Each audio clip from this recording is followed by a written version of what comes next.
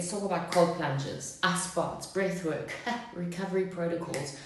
Somewhere along the line, that stopped being a tool and actually started becoming the main focus. So let's just get this straight. First, the question that everyone is asking: do cold plunges blunt muscle growth? Yes, they can.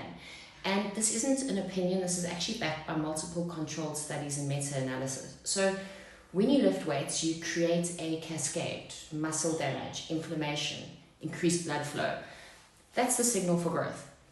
And cold water immersion does the complete opposite. So it reduces blood flow, it reduces inflammation, it lowers muscle temperature.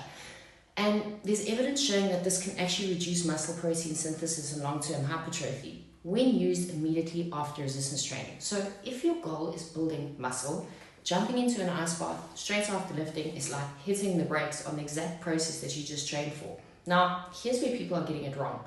They hear that and they go, oh, cold plunges are useless. Not even close. So cold plunges are incredibly effective, just not for what most people think. So cold plunges reduce muscle soreness. They improve perceived recovery. They allow you to feel ready to go again faster.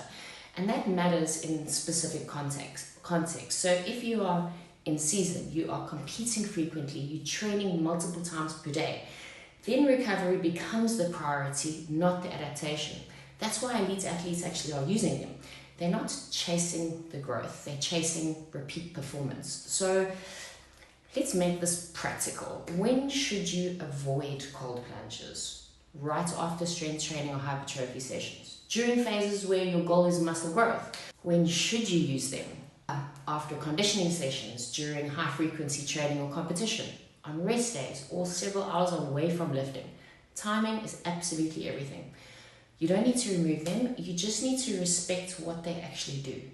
Makes sense? Now, the part that no one actually talks about enough is the mental resilience. So cold exposure is controlled stress. You stepping into discomfort, your breathing spikes, your body wants to tap out, and you stay. And that builds your stress tolerance, your emotional control, the ability to stay calm under pressure. And there's actually growing evidence linking cold exposure to improved mood, reduced anxiety, likely through activation of the sympathetic nervous system, followed by a strong parasympathetic rebound. But even without the science, you're actually going to feel it. So that moment where your mind wants to quit and you don't, that is a carryover.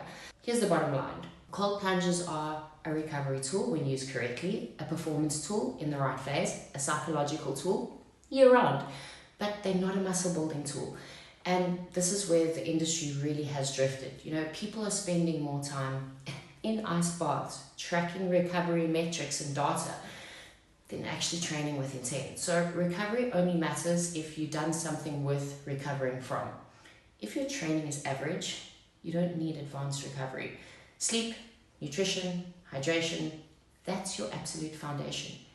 Everything else is just an add-on. So use cold plunges. Just don't let them take priority over the thing that actually drives results. Training still comes first and always will.